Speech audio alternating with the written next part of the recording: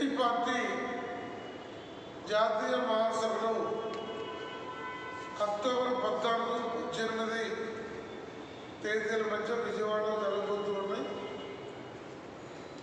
ఆ ఏర్పాట్లు ఉమ్మడి గుంటూరు జిల్లా వ్యాప్తంగా, రాష్ట్ర వ్యాప్తంగా యావత్తు పార్టీ శ్రేణులు ఈ జాతీయ మహాసభల్ని జయప్రదం చేయడానికి, ఆ సందర్భంగా జరిగే మహాప్రదర్శనలో పాల్గొనడానికి ఎంతో ఉత్సుకతతో పనిచేస్తూ ఉన్నారు.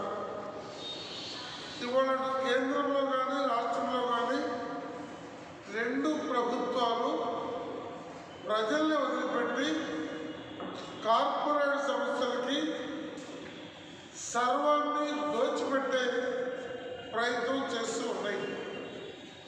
ఈ దశలో మోడీ ప్రభుత్వం మీద, జగన్మోహన్ రెడ్డి గారి ప్రభుత్వం మీద తీవ్రమైనటువంటి అసహనం పెరుగుతూ ఉంది.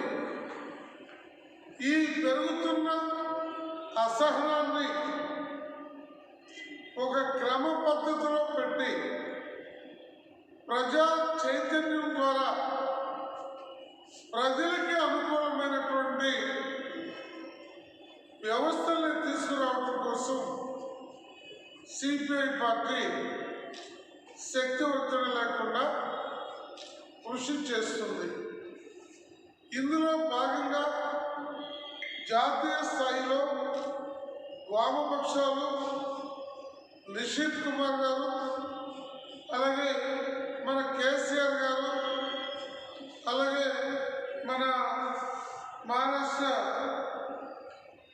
పవర్ గారు, ఇవన్నీ కూడా ప్రయత్నాలు జరుగుతూ ఉన్నాయి. రాష్ట్ర స్థాయిలో జగన్మోహన్ రెడ్డి గారి ప్రభుత్వం రోజు రోజుకి డిక్టేరియల్ పద్ధతుల్లో ముందుకు పోతుంది.